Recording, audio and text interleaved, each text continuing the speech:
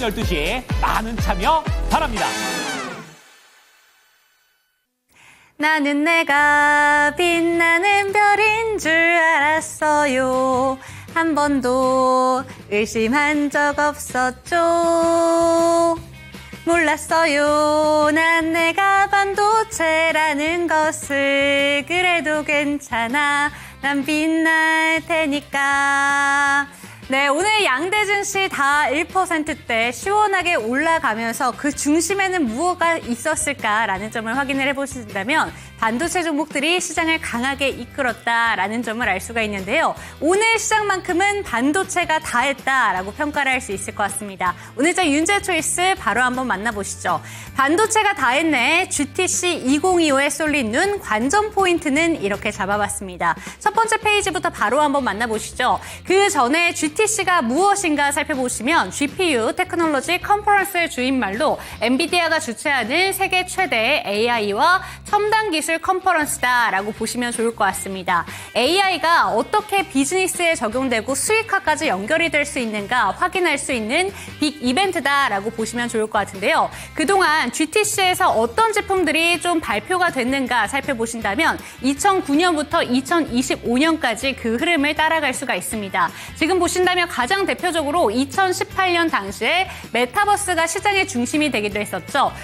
GTC가 쏘아올린 작은 공이었다라고 보시면 좋을 것 같기 때문에 이번 행사에서도 어떤 쪽에 초점이 맞춰져 있는가 이 부분을 확인하시면 좋을 것 같습니다. 일정을 한번 정리를 해봤습니다. 17일부터 21일까지 진행이 되는데 우리 시간으로 오늘 새벽부터 이제 이어지게 되죠. 17일 오늘부터 개막을 시작해서 금요일 날까지 이어지는 GTC에서는 18일 젠슨항의 기조연설에 가장 많은 눈이 쏠려 있다라고 보시면 좋을 것 같고요. 19일에는 휴머노이드 로봇 세션에도 관심을 두시면 좋을 것 같고 20일에 이번에 처음으로 진행되는 양자 컴퓨터 세션에도 많은 분들이 관심을 두고 있습니다. 다음 페이지 띄워주시죠. 네, 올해 GTC 같은 경우에는 빅테크 기업들의 향방을 결정할 수 있는 가장 큰 이벤트다라고 보고 있습니다. 대표적인 AI의 분야의 연구원들도 이 기업에 좀 참여를 한다라고 보시면 좋을 것 같고 세션은 1000개, 전시는 400개, 총 30만 명 이상이 참가할 예정이다라는 점 확인해 보시면 좋을 것 같습니다. 다음 화면 띄워주시죠. 네, 그렇다면 엔비디아 GTC 2025에서 우리의 관전 포인트는 어느 부분에 두면 좋은가 크게 4가지로 한번 살펴보시면 좋을 것 같습니다.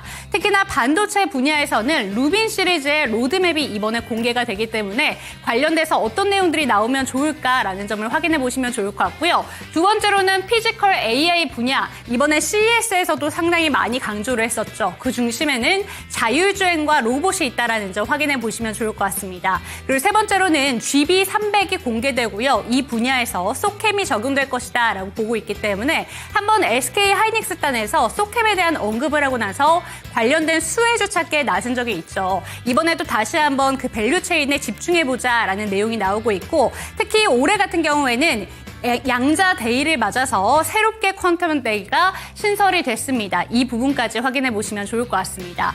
그렇다면 이 엔비디아 GTC 2025에 엔비디아를 제외하고 어떤 기업들이 참여해서 중요한 내용들을 발표를 하는가 다음 페이지 띄워주시기 바랍니다. 지금 보신다면 3월 18일부터 3월 20일까지 주요 AI와 관련된 기업들이 어떤 내용들을 공개하는가 한번 정리된 자료를 뽑아왔고요. 우리나라 기업 중에서는 크게 3가지 기업의 관전이 좀 되어 있습니다. 삼성전자를 비롯해서 SK 하이닉스 그리고 LG CNS도 참여를 하게 되는데 다음 장 띄워주시기 바랍니다.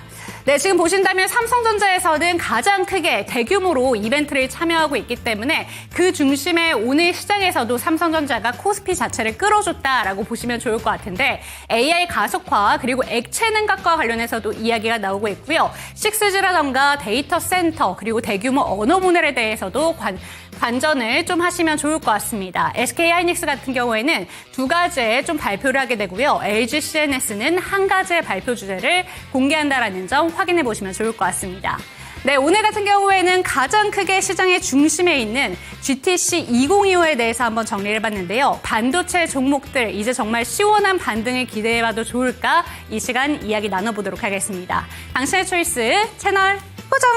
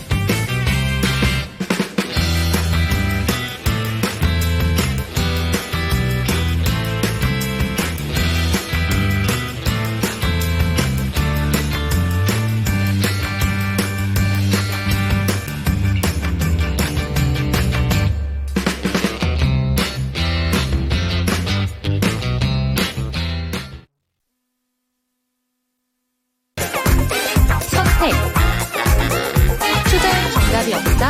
당신의 선택만이다. 후회 없는 선택을 위한 당신의 초이스.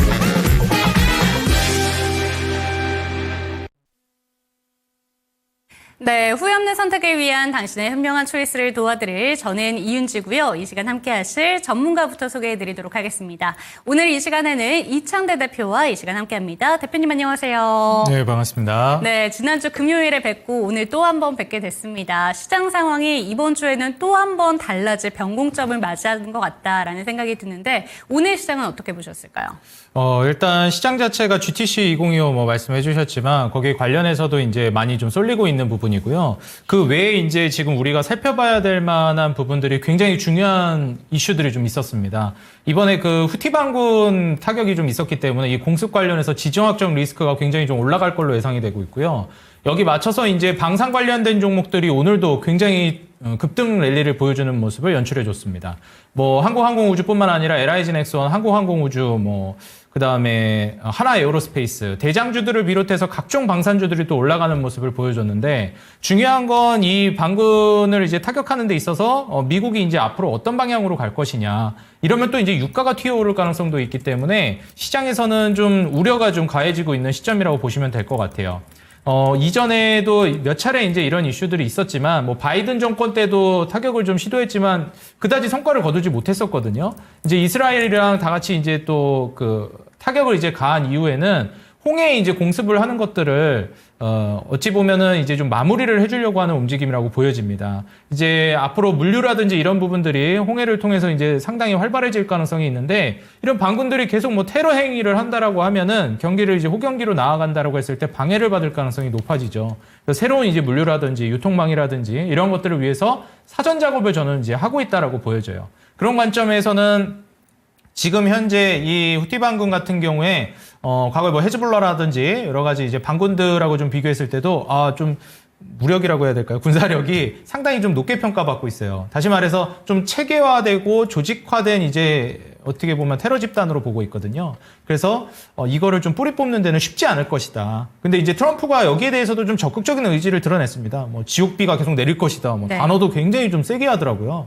그래서 앞으로 이제 물러나기 전까지는 지속적인 타격을 할 것이다. 이런 어찌 보면은 좀 시사점을 던졌고요. 그리고 이미 벌써 사상자들이 계속해서 나오고 있습니다. 한편에서는 이제 러우 전쟁에 대해서 이제 종전 합의를 끌어내고 있는데 이 중동 쪽에서는 오히려 또 이제 전쟁을 격화시키고 있기 때문에 이게 과연 어느 방향성으로 가는 것인가에 대한 좀 의문점이 남는 시점이긴 합니다. 근데 저의 이제 생각을 좀 말씀드리자면 사실 이 테러를 일삼고 있는 거에 있어서는 과연 이거를 뭐 유한 스탠스로 가는 게 맞나? 저는 좀 그런 생각도 들거든요. 네. 그래서 이렇게 좀 강력하게 하고 있다라고 보여지고요. 오히려 이렇게 강력하게 해서 종전을 더 빨리 도출해내기 위한 액션이라고 보고 있습니다.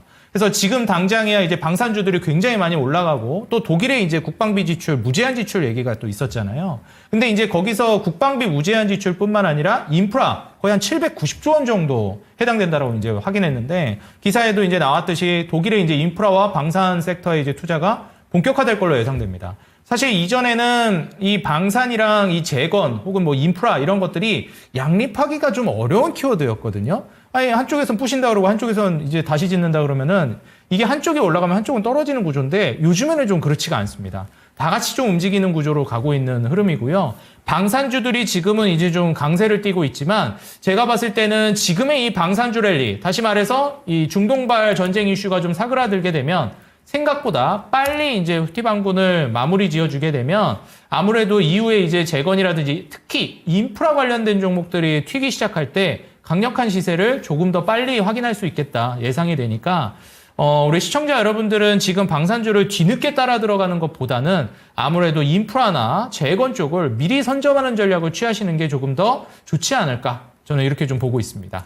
네, 오늘 시장 상황에 대해서도 저희 대표님께서 짚어주셨으니까요. 참고가 되셨으면 좋겠고요. 윤재 초이스로 한번 넘어가 보도록 하겠습니다. 사실 오늘 시장은 상승하는 종목의 수와 하락하는 종목의 수 자체로만 비교를 해본다면 거의 엇비슷했습니다. 그런데 이렇게나 코스피 지수가 강할 수 있었던 그 탄력의 중심에는 삼성전자가 시장을 이끌어줬구나라는 점에 대해서 모든 분들이 반박의 여지 없이 생각을 하실 것 같은데요. 특히 오늘 삼성전자 같은 경우 경우에는 5.67%까지 좀 올라가는 모습을 보여줬습니다. 반도체 종목들이 이렇게 강한 이유에는 아무래도 오늘 새벽부터 예정되어 있는 GTC 이벤트가 있을 것 같은데 어떻게 보셨는지 궁금합니다. 반도체 종목들 이제 친반등 기대해봐도 좋을까요? 뭐 사실 이제 삼성전자가 많이 올라갔다, 뭐 SK하이닉스는 상대적으로 그렇게 네. 많이 올라갔다라고 볼 수는 없는데 우리가 작년 이제 GTC에서도 삼성전자 관련된 모멘텀이 정말 많았어요. 그러다 보니까 올해도 또 삼성전자 관련된 모멘텀이 나오지 않을까 하는 어찌 보면 학습 효과라고도 좀 볼 수 있을 것 같습니다. 작년에 그렇게 삼성전자가 두각을 드러냈으니 이번에도 또 뭐 있지 않겠느냐라는 심리인데 작년 같은 경우에도 삼성전자가 이제 뭐 콜 테스트 통과해가지고 뭐 엔비디아에 납품한다 이런 얘기들이 계속 나왔었습니다. 물론 좀 더 이제 가봐야 되겠지만 이번에 또 어떨지 모르겠습니다. 근데 이제 삼성전자에 대한 모멘텀이 작년에 있었던 만큼 이번에도 있지 않을까 하는 좀 기대감이 반영되고 있는 걸로 보여지고요.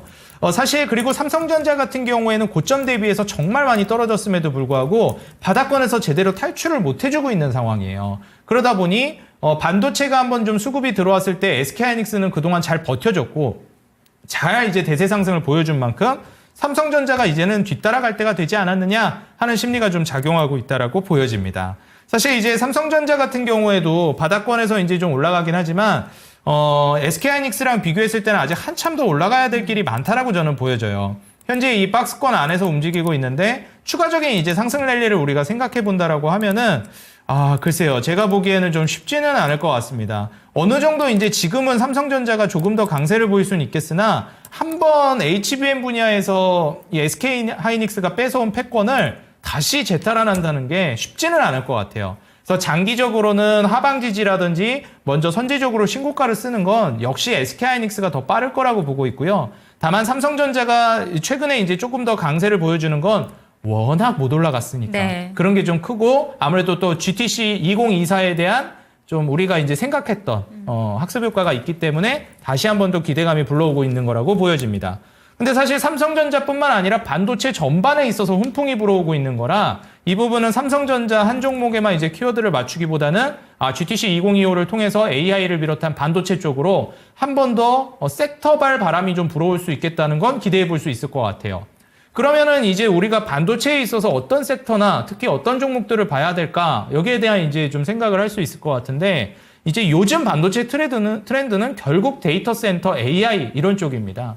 이렇게 본다라고 했을 때 AI발 우리나라가 이제 강세를 띠고 있는 거, 세계적인 경쟁력을 보여주고 있는 건 역시 저는 1등이 HBM이라고 보고 있어요. 결국 이제 메모리 반도체 쪽으로 봐야 하고요. CXL이라든지 오히려 이런 쪽에서 저는 삼성이 앞서 나갈 가능성은 있겠는데 HBM 쪽에서는 쉽지 않을 것 같습니다.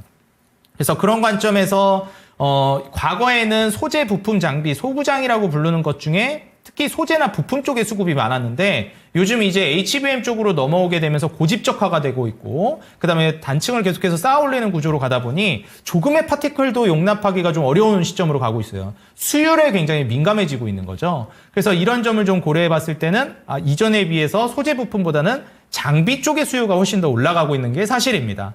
그래서 우리 투자자 여러분들이 보실 때도 반도체 쪽에서는 장비 쪽의 수요가 조금 더 강하니 그쪽에 포커스를 맞춰보시고 그 다음에 한 발 더 나아가서 이제 소재 쪽에서 혁신이 이루어지고 있는 게 있는데 이 반도체의 용량이라든지 사양이 높아지다 보니까 발열 문제가 계속해서 이 두각이 되고 있습니다. 그래서 발열을 어떻게 잡을 것이냐 그리고 더 나아가서 이 전력 효율을 어떻게 잡을 것이냐거든요. 이 사양이 높아지다 보니까 전력 에너지 관련해서도 문제가 많아지고 있습니다. 그래서 지금 미국이나 각종 국가 특히 우리나라도 전력 인프라를 다시 바꿔줘야 된다라는 이제 니즈가 올라왔고 그러다 보니 우리나라의 이제 전력 인프라 관련된 종목들도 수혜를 많이 받았습니다. 그리고 거기에 이제 에너지원으로 부각될 만한 원전 같은 경우에도 따라 올라갈 수가 있겠죠. 자, 그렇게 된다라고 하면은 이 발열 문제를 잡아줄 수 있고 전력 효율을 잡아줄 수 있을 만한 신소재로 지금 유래기판이 떠오르고 있어요. 그러다 보니 과거에 비해서 이제 장비 쪽이 전체 파이로는 장비 쪽에 수요가 많은데 소재 쪽의 유리기판 역시도 상당히 수요가 좀 탄탄하다라고 좀 보시면 될 것 같습니다. 근데 사실 이제 소재 쪽의 유리기판도 지금 막 적극적으로 이익이 막 퀀텀 점프를 하고 있는 그런 단계는 아니란 말이에요. 그래서 장비 쪽이 오히려 조금 더 지금 실적 모멘텀으로 보면서 성장성을 보기에는 더 적합하고 미래 기대감으로 투자하기에는 유리기판이 괜찮을 것 같습니다. 지금 삼성전자랑 SK하이닉스를 많이 비교하는데 제가 이전에 2019년도 당시에도 삼성전자를 투자하실 바에는 삼성전기를 보시는 게 좀 더 네. 좋을 것 같다. 삼성이라는 그 네임밸류를 보실 거라면 이렇게 좀 조언을 드린 적이 있습니다. 지금도 저는 비슷한 이제 조언을 드리고 싶어요. SK하이닉스가 이제 삼성전자를 따돌리면서 먼저 앞서 나가고 있는데 삼성이라는 그 네임밸류 그리고 뭐 반도체라든지 이런 쪽을 좀 보고 싶다고 하신다면 저는 삼성전기 쪽을 좀 더 보는 게 더 매력 있다라고 저는 보는 입장이에요. 이미 유리기판 쪽에 있어서도 삼성전기가 세종에 공장을 확장하고 있는 상황이고 여기에 따라서 이제 유리기판 발수혜를 받을 가능성도 꽤나 높다라고 보고 있습니다. 거기에다 삼성전기는 유리기판뿐만 아니라 MLCC로도 전 세계적인 경쟁력을 보유하고 있는 기업이잖아요. 이 MLCC라는 게 결국 과거 이제 자동차가 점점 전자화돼 가면서 전기차로 이제 트렌드가 바뀌다 보니 이 자동차에 들어가는 전자부품이 많아진다. 그러면 MLCC는 필연적으로 올라갈 수밖에 없다. 우리가 이제 반도체의 쌀이라고도 불립니다. 보통 이제 와인잔에 한 잔 정도? 머리카락보다도 얇다 그래요, 이 반도체가. 한 잔 정도 채우면 그게 이제 수억 원을 호가하는 그런 부가가치를 창출해내는 부품이기 때문에 MLCC라는 것은 우리가 이제 기술이 발전하고 시대를 거듭하면서 점점 모든 일상들에 우리가 접목할 수 있는 것들이 더 전자화돼 가고 있습니다. 자동차도 원래 전자랑은 좀 거리가 먼 제품이었는데 전자화가 돼 가고 있잖아요. 그래서 이런 점들을 좀 고려하셨을 때는 앞으로 점점 더 전자화가 돼간다라는 거 이런 점을 좀 고려해 보시면 좋을 것 같고 여기에 맞춰서 삼성전기를 이제 같이 좀 보시게 되면 삼성전기 역시도 이제 바닥에서 이제 고개를 들기 시작하는 시점입니다. 고점 대비해서 낙폭도 상당히 좀 보여주고 나서 회복을 하는 시점이다 보니 삼성전자도 물론 좋겠지만 저는 삼성이라는 네임밸류를 좀 가져가고 싶으신 투자자분들이라면 삼성전기를 좀 더 관심 있게 보시는 게 어떨까? 저는 좀 제안을 드리고 싶습니다. 네, 좋습니다. 지금 소재 부품 쪽보다는 장비 쪽에서 힌트를 찾아보는 게 좋은데 소재 쪽을 보실 거라면 발열 문제, 전력 부족 문제를 해결할 수 있는 유리기판 쪽에 관심을 둬보자라는 점까지 참고가 되셨으면 좋겠고요. 오늘 확실히 반도체 종목들의 날이다 보니까 상담들도 반도체 종목들이 참 많이 올라와 있어서 이 종목들 먼저 봐드릴까 합니다. 첫 번째 종목으로는 정나겸님의 종목 네오셈 한번 살펴보도록 하겠습니다. 11,340원에 3% 들고 계시고요. 지금 그렇기 때문에 아주 약손실만 좀 보여지고 있습니다. 장중 기준으로는 수익도 보셨을 것 같은데 이 종목은 어떻게 보실까요? 네오셈 같은 경우에도 이제 추후에 반도체 이제 산업 성장이 나온다라고 하면은 모멘텀 자체가 추가적으로 나올 가능성이 있다라고 봅니다. 네오셈을 이제 잠깐 보시게 되면 네. 기업 분석으로 들어갔을 때 이제 실적이랑 이제 같이 좀 보도록 하겠습니다. 지금 SSD 검사 장비뿐만 아니라 향후 이제 성장성을 이제 노려봐야 되는데 실적 컨셉은 당연히 이제 좋게 나옵니다. 내년까지도 이제 성장 가도를 달릴 가능성이 높다라고 보고 있고요. 작년도 재작년 대비해서 이익이나 이제 매출 캐파 자체는 성장했는데 올해도 이 분위기를 계속 이어갈 가능성이 높다라고 보여져요. 매출이나 영업이익 순이익 전반적으로 우상향할 걸로 예상이 되고요. 부채 비율 역시도 그다지 높지 않죠. 10%대에다가 영업이익률도 이제 10% 후반으로 마진율과 같이 좀 올라가고 있는 단계입니다. 그래서 마진율까지도 이제 개선이 되고 있는 단계이기 때문에 이런 단계에서는 네오셈이 지금 한 차례 주가가 많이 올라가가지고 횡보를 하는 이후에는 추가적인 반도체 모멘텀이 나왔을 때 강세를 좀 보일 가능성이 있어요. 그래서 지금 현 단계에서 추가적인 상승세를 만약에 보실 거라면 제가 보기에는 이 정고점 최근에 이제 달성했던 고점이죠. 2월 달에 13,000원 위로 충분히 이제 상승을 노려볼 수 있다라고 보여져서 13,000원 부근까지는 이제 좀 가져가 보시는 게 좋겠고요. 그 이후에 이 매물대를 돌파하는지 여부를 좀 확인하시는 게 좋겠습니다. 그리고 추세적인 부분으로 봤을 때 이제 하단 부근을 이탈하게 되면 결국에는 저는 이제 잘라야 된다라고 보는 만큼 8,000원 이제 초반이죠. 대략 한 8,400원 정도를 이탈하게 되면 물량을 좀 줄이시는 게 좋겠다. 조언을 드리겠습니다. 네, 네오셈 첫 번째 종목으로 살펴드렸습니다. 다음 종목은 용선 제이님의 종목 샘자 좀 돌림자처럼 붙어 있는데 유니셈 한번 살펴보도록 하겠습니다. 사실 차트를 보면서 참 네오셈이랑 비슷하다. 근데 낙폭은 조금 더 짙은 것 같다라는 생각이 들었거든요. 유니셈 같은 경우에는 오늘 종가 기준으로 7,000원대 머물러 있는데 평단가는 9,700원에 8% 비중 보유하고 계십니다. 지금 조금 전에 살펴주신 네오셈처럼 고점이 7월 달이었고 2월 달에 반등이 나왔다가 다시 한번 눌림을 주고 요새 다시 올라오는 분위기입니다. 이 종목은 어떻게 보실까요?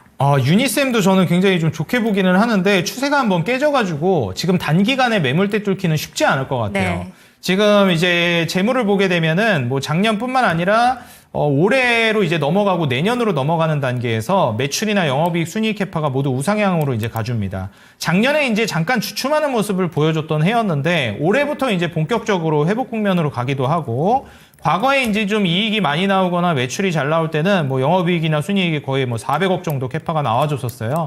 근데 이제 내년 정도 가게 되면은 뭐 400억 정도 근사치로 이제 가게 될 걸로 보여집니다. 그래서 영업이익도 380억, 그 다음에 순이익도 330억 정도까지 회복이 전망이 되고 있는 시점이에요.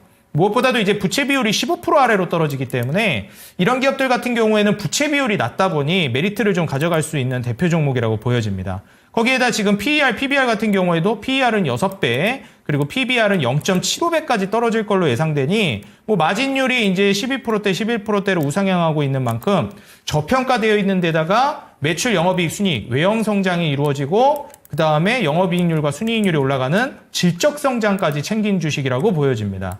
그래서 이제 주가는 저는 결국에는 올라갈 거라고 보여져요. 다만 기술적인 이제 저항대가 강력하게 자리 잡고 있어가지고 쉽게 올라가기는 좀 어려울 것 같아요. 지금 보시다시피 여기 보이는 8,000원대에 위치해 있는 요게 회색 선이 주봉상 120선이거든요. 여기를 이제 돌파해 주기가 쉽지 않아요. 주봉상 120선이 굉장히 강력한 매물대입니다. 그래서 8,000원 저항을 수차례 이제 맞을 가능성이 있어요. 여기서도 보시게 되면 8,000원 가격대 이제 저항을 한 차례 맞았죠. 여기서도 저항 맞았고요. 한번 떨어지고 나서 여기서도 저항 한 차례 맞고 윗꼬리 달고 떨어졌고 여기서도 또 한 번 이제 지금 저항을 맞는 모습을 보여줬습니다. 네. 벌써 4차례 정도 이제 저항을 맞았기 때문에 과연 여기에서 이제 돌파가 나올 것인지를 좀 보려면 돌파를 확인하고 이제 저는 가는 단계가 중요하다고 봐요. 그래서 지금 현 시점에서는 뭔가 적극적인 액션을 취하시기보다는 그대로 홀딩하셔가지고 8,000원을 뚫어주는지 여부 좀 확인하시는 게 중요하겠고요.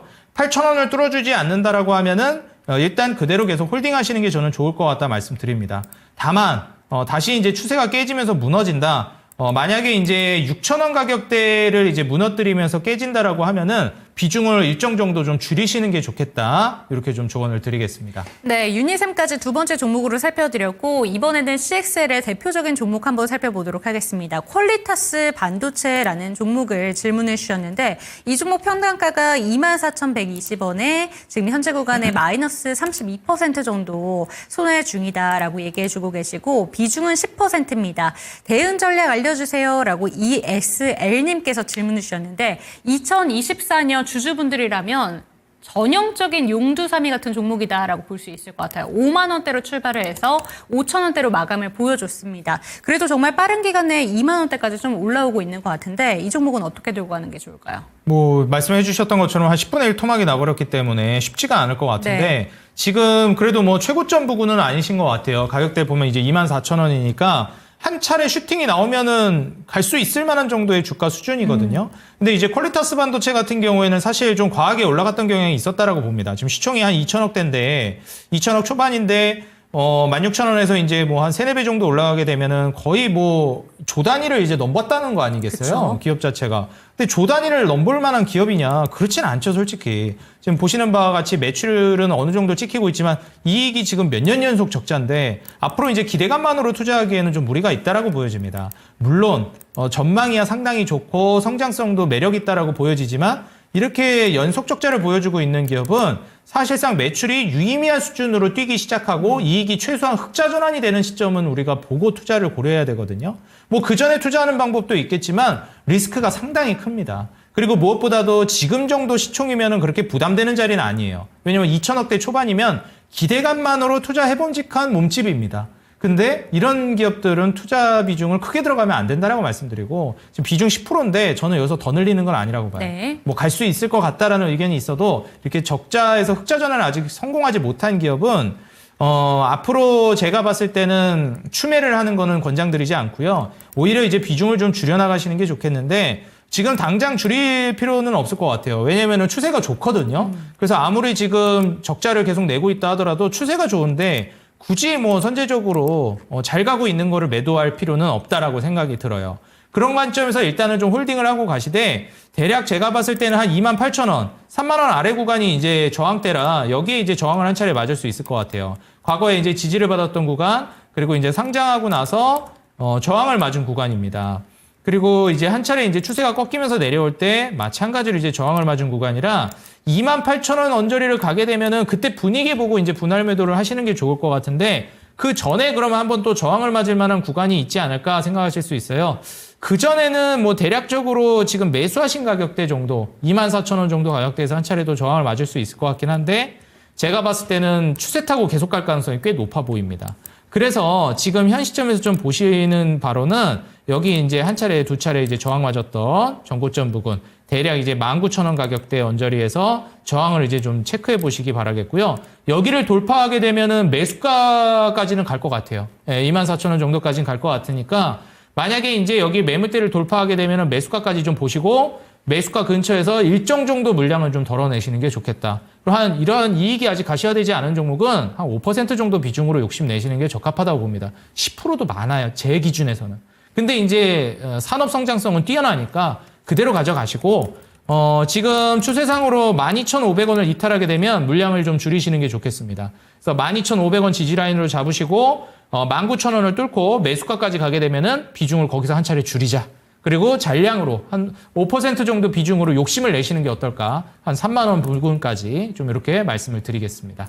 네, 퀄리타스 반도체까지 오늘 반도체를 아래 특집이었던 만큼 바로 세 종목 이렇게 상담 도와드렸습니다. 이쯤에서 윤재 초이스는 마무리를 해보도록 하겠고요. 대표님의 초이스 두 가지 종목 화면으로 먼저 만나보도록 하겠습니다. 오늘 시장 상황에 대해서 이야기를 해주시면서 후티방군 공습에 대해서 이야기를 해주실 때 요새 트렌드 같은 경우에는 재건이랑 방산이 같이 올라간다라고 얘기를 해주셨습니다. 오늘 같은 경우에도 뭐 방산 같은 경우에는 신고가 행진을 펼쳐주긴 했지만 재건 주도 역시나 강했습니다. 두 종목을 그 중에서도 픽하신 이유가 있으실 것 같은데 어떤 이유였을까요? 사실 이제 이 두 종목 픽한 이유는 역시 이제 재건 이후에 인프라 확장을 좀 기대하기 때문입니다. 뭐 사실 재건을 우리나라 좀 수혜받는 기업이 얼마나 되느냐 이런 의견이 많아요. 근데 항상 말씀드리지만 이 재건이라는 거는 하나의 트리거일 뿐이고요. 그 이후에 진행되는 전 세계적인 인프라 정책에 집중을 하셔야 됩니다. 그렇게 된다라고 하면 전 세계적인 인프라 붐이 불어왔을 때 수혜를 볼 만한 이런 건설기계 종목들을 우선적으로 좀 포커스를 맞춰야 된다라고 보고 있고요. 아마 지금 시장을 휩쓸고 있는 게 방산주기 때문에 지금이라도 잡아야 되나 이런 생각이 좀 드는 게 저도 뭐 사람이라 그런 심리 드는데요. 오죽하겠습니까?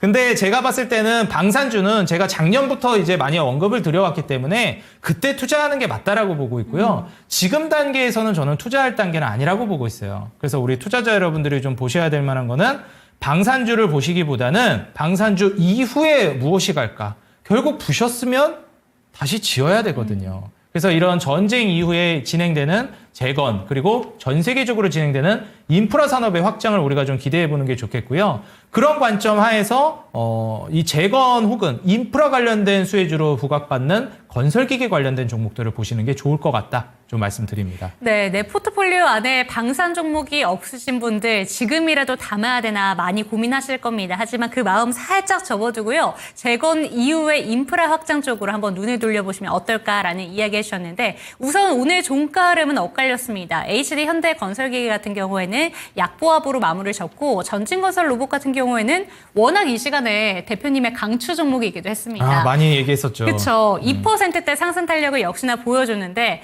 강한 종목으로 가볼게요. 전진건설 로봇, 저는 초이스 예상합니다. 어떤 종목일까요? 맞습니다. 오늘 전진건설 로봇으로 준비해왔습니다. 오늘은 또 엇박타지 않았습니다. 제가 지난번에 틀렸기 때문에 다시 한번 이번에는 좀 초이스를 잘 신중하게 생각을 해봤는데 그럼 비초이스 종목으로 한번 가볼게요. HD 현대건설기계 오히려 눌림 나와서 조금 더 좋게 볼 수 있지 않을까라는 생각도 드는데 어떻게 보실까요?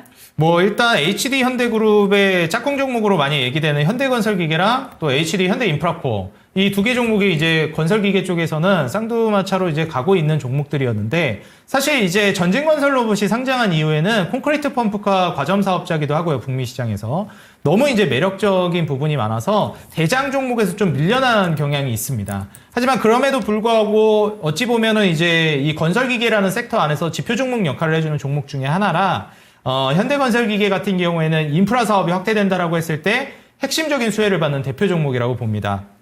제가 지난번에도 이제 강세 띄고 있는 종목을 언급을 했었는데 또 꼬지는 않았고 이번에는 그대로 이제 강세 관련된 종목을 이제 준비해 왔고 현대건설기계가 이 지난번 그 인프라 사이클 대비해서 상대적으로 좀 덜 가는 경향이 있어요. 예, 지난번에는 이제 인프라코어보다 현대건설기계가 좀 더 강했거든요. 근데 이번 패턴에서는 인프라코어가 조금 더 네. 강하더라고요. 그래서 이런 부분들을 좀 고려해 보시는 게 좋겠고, 하지만 그럼에도 불구하고 현대건설기계 같은 경우에는 추가적인 모멘텀이 전 나올 거라고 보고 있습니다. 그리고 이번 파동에서 좀 약세를 보여주고 있는 가장 핵심적인 이유 중에 하나가 최근에 이제 신고가 부분까지 가다 보니까 여기에서 좀 기술적 저항을 막고 있다고 저는 생각을 해요.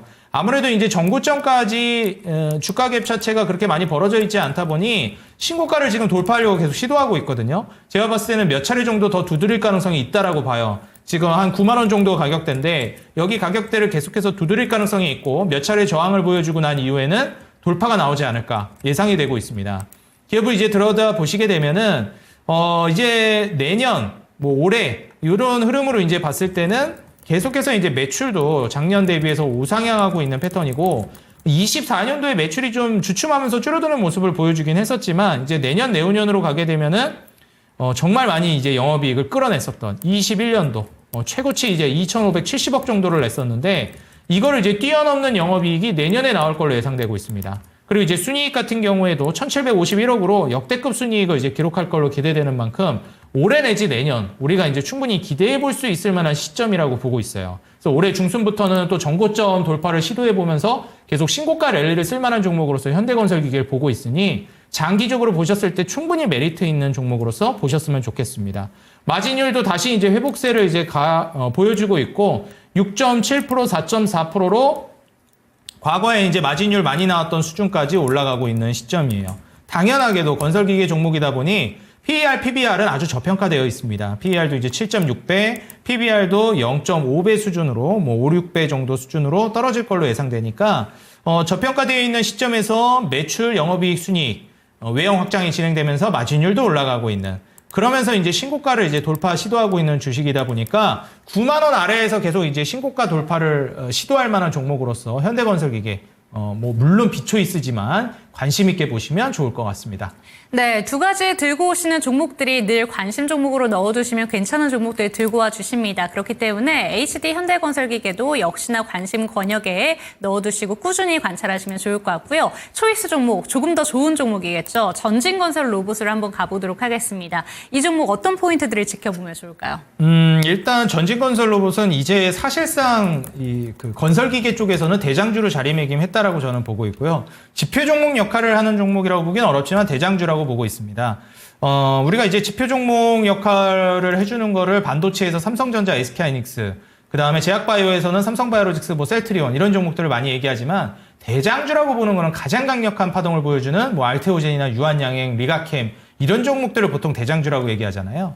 그래서 저는 이제 건설기계 쪽에서 지표 종목 역할은 하지는 못해도 대장주 역할을 해주고 있는 게 저는 전진건설 로봇이라고 봅니다. 그래서 지금 최근에 좀 주가가 많이 조정을 주고 있는 시점이에요.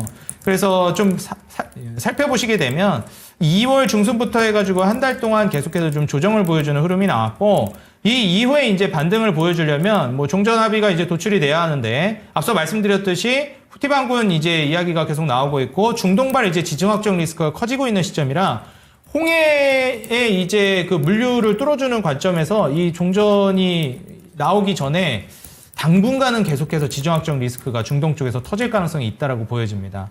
과연 이제 얼마나 빨리 이 전쟁을 끝내느냐는 뭐 트럼프라든지 미국의 이제 입장에 따라서 달라질 것 같고요. 그런 관점을 이제 살펴본다라고 했을 때는 이렇게 이제 전쟁이 격화되는 단계에서 나중에 이 전진건설 로봇 같은 재건이라든지 특히 인프라 관련된 종목들의 수요가 더 뒤로 이제 밀려나가는 거라고 봅니다. 우리가 흔히 풍선 효과라고 많이 얘기하죠. 여기서 누르면 뒤에서 더 크게 터지는 거예요. 여기서 지금 이 재건이 이 정도 수준에서 종전이 됐으면은 사실상 이제 재건주가 막 올라가고 뭐 강세를 보이고 이랬을 텐데 이걸 뒤로 더 강하게 밀어붙이는 겁니다. 이 정도 부시고 재건을 했고 이제 인프라를 했으면은 주가가 이만큼 올라갈 거였는데 지금 여기서 더 부시고 있는 겁니다. 그럼 어떻게 될까요? 이만큼 올라갈 인프라 관련된 종목들이 뒤에서 이만큼 올라가게 되는 거예요. 더 많이 올라가게 됩니다. 다시 말해서 이제 뒤로 미루면 미룰수록 그리고 지금 전쟁이 격화되면 격화될수록 인프라 관련된 종목들은 뒤이어서 훨씬 더 큰 파동을 불러온다라는 거예요. 이런 점을 우리가 좀 생각해 본다면 지금 쉬어가고 있는 흐름에서 건설기계 섹터, 특히 인프라 관련된 종목들은 야금야금 충실하게 모아가야 될 만한 섹터라고 저는 내다보고 있고요. 우리 투자자 여러분들도 그런 점을 좀 고려하셔가지고 전진건설 로봇이 지금 대장격으로 움직이고 있다는 점을 고려하시고 북미 시장에서도 콘크리트 펌프가 이제 과점 사업자로서 명성을 떨치고 있습니다. 우리나라 이제 내수에서만 인프라 정책이 그치는 것이 아니라 북미 시장의 인프라 정책 수혜를 받는 대표 종목이라는 거예요. 그리고 우리가 이제 인프라 정책이나 특히 재건 사업을 하는 데 있어서도 이 콘크리트 펌프라는 것은 필수적으로 필요합니다. 재건 사업에 이제 참여한 이력이라든지 이러한 부분들을 고려해 봤을 때 전진건설 로봇의 이제 성장성은 충분히 나올 것으로 기대되고 있어요. 지금 보시는 바와 같이 매출과 영업이익 순위 꾸준하게 이제 우상향 패턴을 그려주고 있고요. 그 다음에 부채 비율 같은 경우에도 30% 정도로 이제 다운될 걸로 예상되고 있습니다. 이게 이제 사실 저평가되어 있는 구간은 아니거든요. 전진건설 로봇은 마진율이 높기는 합니다. 앞서 말씀드렸던 이제 종목들에 대비해서 다들 이제 한 자릿수 마진율이었는데 마진율이 지금 현 시점에서 보시면은 20%대가 나와요. 영업이익률이. 이제 내년으로 가게 되면은 막 22% 이렇게까지는 이제 갈 걸로 예상되고 있기 때문에 영업이익률 22%에다가 순이익률도 이제 18%대 후반을 기록할 걸로 기대되고 있습니다. 자, 이런 점은 애초에 이제 마진율이 높기 때문에 프리미엄을 조금 더 부여해줘도 될 만한 종목이라고 보실 수 있겠어요. 이제 PER이 한 20배까지 떨어질 걸로 예상되는데 저는 높은 마진율을 고려해 봤을 때 이 정도 이제 고 PER은 줘도 충분하다라고 생각을 하고 있습니다. 그런 관점에서 주가 상승 모멘텀은 지금 제가 선을 그어드린 대략 이제 4만 원 후반, 4만 8천 원 가격대가 한 차례 이제 저항을 맞았던 매물대거든요. 그렇기 때문에 이제 여기를 돌파한 이후에는 이때 캔들, 이때 이제 돌파 캔들이 나와주고 나서 그 이후에는 지지를 확인시켜주고 있죠. 그래서 이 지지를 해주는 대략 4만 원 후반에서 5만 원 초반 여기서 지지를 해주는 구간에서 이제 야금야금 모아나가면 재차 슈팅이 나오면서 정고점 부근인 7만 원 혹은 그 이상까지 돌파를 노려볼 수 있을 만한 대장주로 저는 보고 있으니까 건설기계, 인프라 분야에 있어서 전진건설 로봇 지금 조정 주는 구간 잘 체크해 보시기 바라겠습니다. 네, 한 가지만 짧게 질문 드리겠습니다. 전진건설 로봇 같은 경우에는 2월 19일에 자사주가 좀 보호 예수가 해제가 됐습니다. 그리고 나서 이제 두 번째로 기다리고 있는 게 8월 달에 또 한 번 해제가 됐는데 2월 달 아무래도 이 재건 종목들이 좀 눌리면서 같이 좀 눌렸거든요. 네. 근데 큰 폭의 조정은 안 나왔습니다. 그러면 8월 달에도 시장의 흐름에 맞게끔 우리가 예상을 해본다면 그 전에 좀 물량을 정리하는 게 맞는 건지 아니면 지금 얘기해 주신 대로 조금씩 쌓아나가는 게 맞는 건지 어떤 게 좋을까요? 저는 조금씩 쌓아나가는 게 좋을 것 같고요. 뭐 만약에 물량이 좀 시장으로 쏟아져 나와가지고 주가 조정이 나온다라고 네. 하면은 오히려 그때를 좀 기회로 삼아보는 게 좋을 것 같아요. 사실 뭐 좋은 질문을 해주셨는데 지금은 이제 야금야금 모아가다가 그런 이제 뭐라고 해야 될까요? 이벤트. 뭐 살짝 이제 이벤트로 인한 좀 단기성 하락이 나와준다라고 하면 그럴 때가 오히려 이제 좀 기회가 될 수 있어요. 근데 그런 단기성 하락이 나왔을 때 하락했으니까 여기서 불이 나게 바로 들어가서 담아야지가 아니라 네. 그런 이벤트가 끝나고 주가가 다시 제자리를 찾아간다든지 어느 정도 이제 평탄화 작업이 이루어지면 그때 이제 본격적으로 조금 더 공격성을 띠는 전략이 좋아요. 그래서 변동성이 커지면서 혹은 낙폭이 이제 훅 떨어지는 그런 구간이 나온다라고 하면은 그런 구간에서 바로 베팅을 들어가는 전략보다 비교적 좀 주가가 안정화됐을 때 차분해졌을 때 공격성을 좀 띄시자 이렇게 좀 조언을 드리겠습니다. 네, 오늘 대표님의 종목은 인프라 관련된 종목으로 집중을 해봤습니다. 두 가지 종목 모두 관심 종목으로 넣어두시면 좋을 것 같은데 대장주, 지표 역할을 해내고 있는 종목 전진건설 로봇 초이스 해주셨으니까요. 참고가 되셨으면 좋겠습니다. 이창대 대표님의 초이스 종목 전진건설 로봇 체크해봤습니다.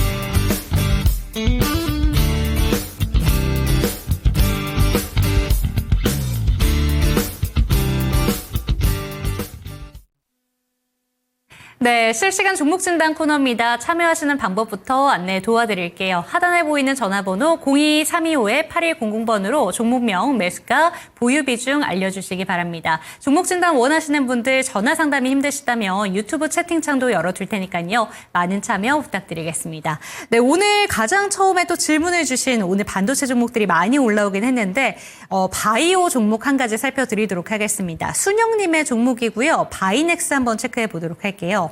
22,600원에 10% 비중 들고 계시고 지금 현재 구간에 마이너스가 한 27% 정도 손실을 보고 있다라고 얘기해주고 계십니다. 최근 이슈 나오는 걸 보면은 오송 공장을 증설을 하겠다라는 내용이 좀 보도가 됐는데 아무래도 적자를 좀 보고 있는 기업이다 보니까 이걸 어떻게 조달을 할 것인가 자금 조달 이슈에 대해서도 얘기가 많이 나오고 있습니다. 바이오 시밀러 분야는 좀 괜찮은 건지 어떻게 보는 게 좋을까요? 사실 이제 바이넥스 같은 경우에도 과거에 제가 이제 몇 차례 언급을 드린 적이 있었던 종목인데, 네. 바이넥스는 우리가 이제 그 트럼프가 당선되기 전에 이미 미국 생물보안법 관련된 이슈가 나오면서 CDMO 반사 이익을 받지 않을까 이런 얘기들도 이제 나왔었죠. 근데 이제 바이넥스보다는 아무래도 삼성바이오로직스가 가장 대표적으로 좀 안정감 있는 종목이다 보니까 그쪽에 훨씬 더 이제 메리트가 있었고, 실제로도 삼성바이오로직스가 훨씬 더 강단 있게 하방 지지를 잘해주면서 올라가고 있습니다. 그래서 보통 이제 투자를 하실 때는 이런 좀 우량주 위주로 좀 보시는 게 좋겠고, 바이넥스가 안 좋다기보다는 뭐라고 해야 될까요? 좀 더 안정감 있게 올라가는 건 우량주예요. 네. 그래서 그런 식으로 초보 투자자분들은 보시는 게 좋겠고, 바이넥스 같은 이런 그 후순위 종목들은 좀 리스크는 크지만 올라갈 때 그 파급력 자체가 세죠.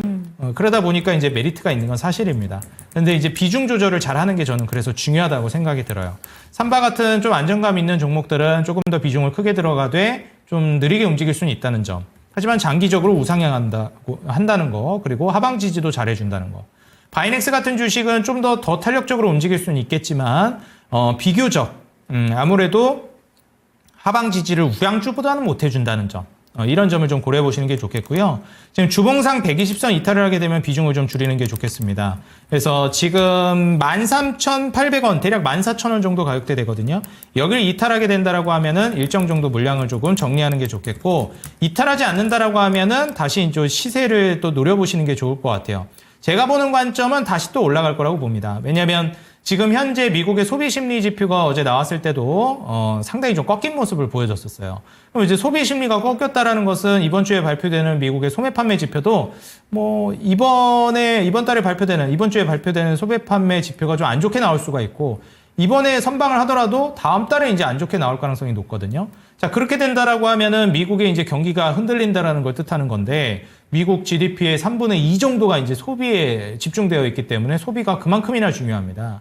근데 이제 소비가 흔들리고 경기가 흔들린다라는 것은 결국에는 이제 불경기를 드러내는 것이고, 미국의 이제 물가 같은 경우에도 지난주에 발표됐던 CPI나 PPI는 떨어지는 모습을 보여줬어요. 그러면 기준금리 인하의 핵심적인 명분인 저물가 불경기가 모두 이제 일치하게 되는 거거든요.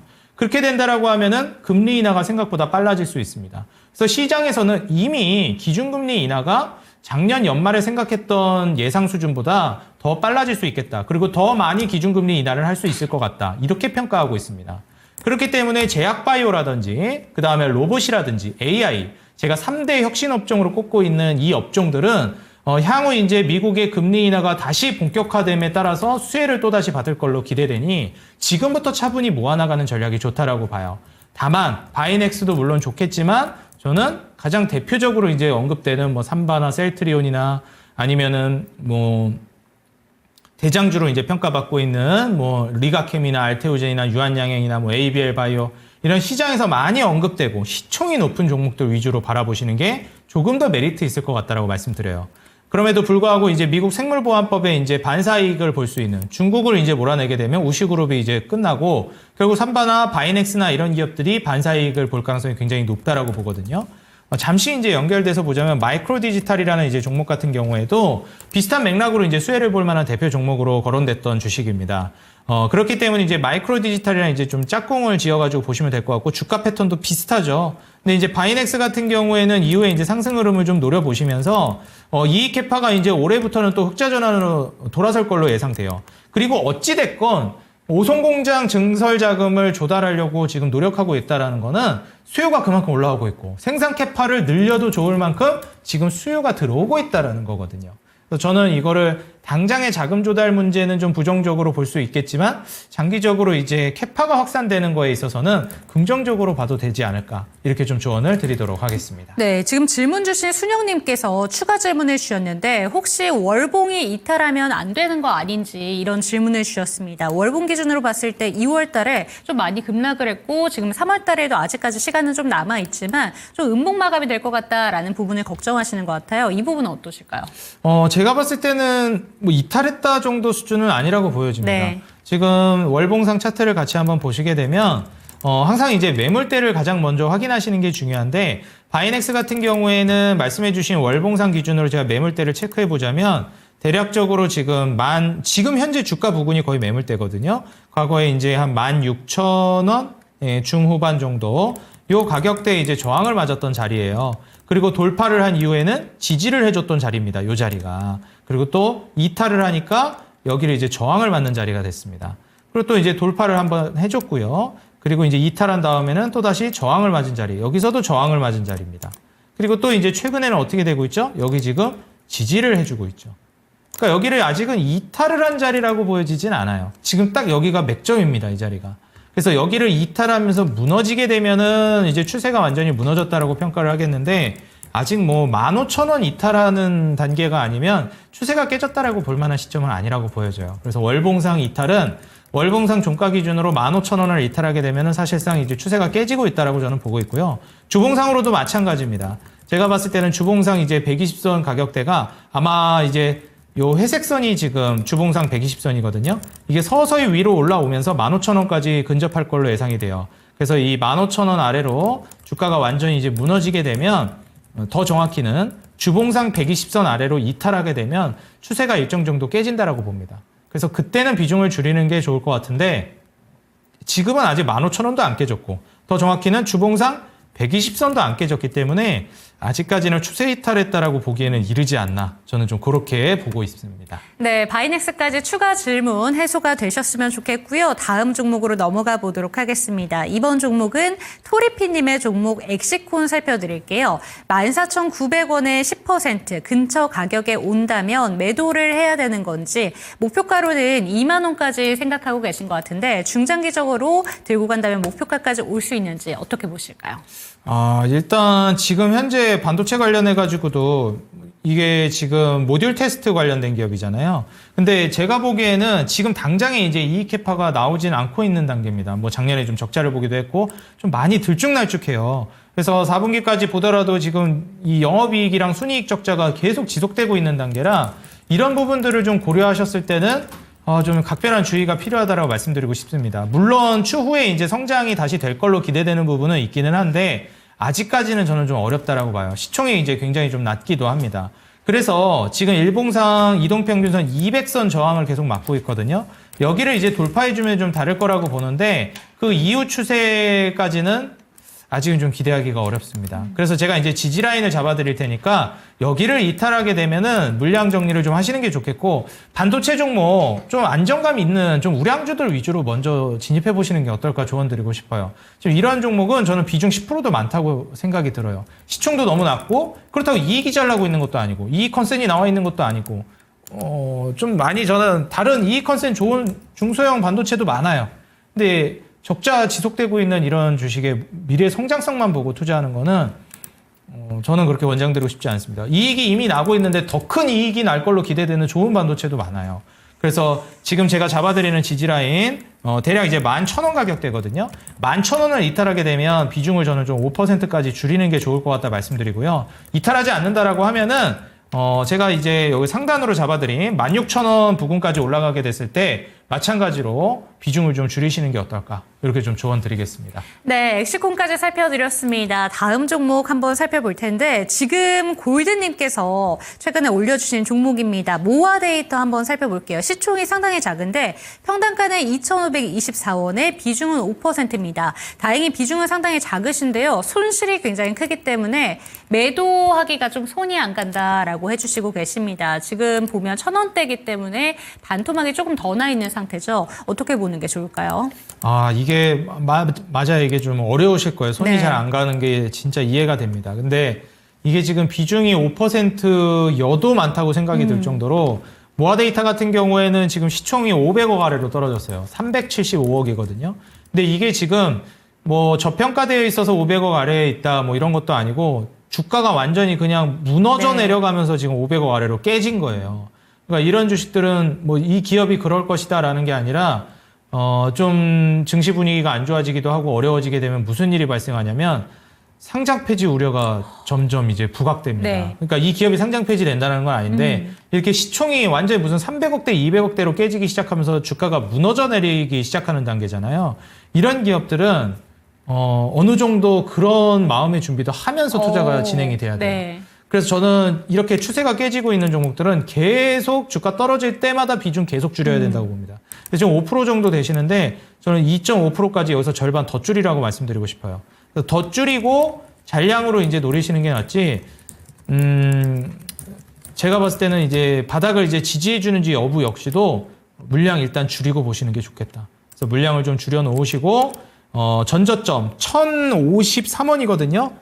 1,053원을 또 깨면 그때는 저는 그냥 나오셔서 종목 교체를 하시는 게 어떨까 이렇게 좀 조언을 드리겠습니다. 네, 마지막 종목 진단이 될 것 같습니다. 모아 데이터까지 살펴봤는데 이 종목 같은 경우에는 시총이 계속해서 줄어들고 있습니다. 그렇기 때문에 리스크 관리가 굉장히 필요하다라는 점 짚어주시면서 전저점을 깼을 때에는 전량 한번 매도해보자라는 굳은 결심 필요할 것 같습니다. 그럼 이제 마무리할 시간이 된 것 같은데요. 오늘부터 넥스트레이드의 종목 개수가 확실히 많이 늘어났잖아요. 그래서 저는 아침에 좀 놀란 종목들도 상당히 많았습니다. 상한가로 출발했다가 좀 급락하는 종목들도 있어서 이제는 이런 부분에 대해서도 우리가 좀 확인하고 갈 필요가 있는 것 같은데 내일 전략 한번 짜주시면 좋을 것 같습니다. 어떤 부분들 유념해 보는 게 좋을까요?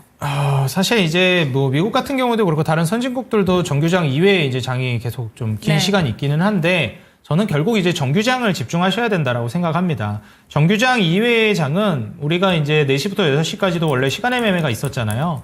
거기에서 이제 상한가 간다든지 이런 부분들, 저는 그렇게 중요하게 보진 않거든요. 근데 이제 정규장 이외의 장에서 거래되는 부분들, 물론 그 이슈로 인해서 주가가 탄력적으로 움직이지만 결국 중요한 거는 정규장입니다. 그래서 물론 돌발악재가 터지면서 빨리 정리해야 되게 되거나 빨리 이제 매수를 하려고 한다라고 하면은 그런 이제 정규장이 끝나고 나서나 혹은 정규장 이전에 거래를 하는 것도 좋은 전략이 될 수 있겠으나 저는 그건 이제 단기 트레이딩 하시는 분들이나 발빠르게 대응하시는 말 그대로 진짜 고수분들이나 그렇게 좀 대응하시는 게 좋겠지 초보자분들은 저는 정규장에 집중하시는 전략을 취하는 게 좋겠다라고 말씀드리고 싶어요. 그래서 추후에 내가 만약에 이제 매매를 타점을 잘 보고 있는 종목들이 있었는데 봤더니 호재거리가 갑자기 정규장이 끝나고 터져가지고 막 올라가려고 한다. 그러면은 뭐 그런 경우에는 매수를 발빠르게 해야 되겠지만 그런 게 아닌 이상에는 그 호가창을 계속 들여다보시면서 정규장이 끝났는데도 불구하고 거기에 몰입하고 계시는 거는 저는 그렇게 좋게 보진 않습니다. 왜냐면은 다 본업이 있으시잖아요. 전업으로 하시는 게 아니라 이제 어찌 보면은 투자로서 하시는 것이기 때문에 정규장에 조금 더 집중하자 이렇게 조언 드립니다.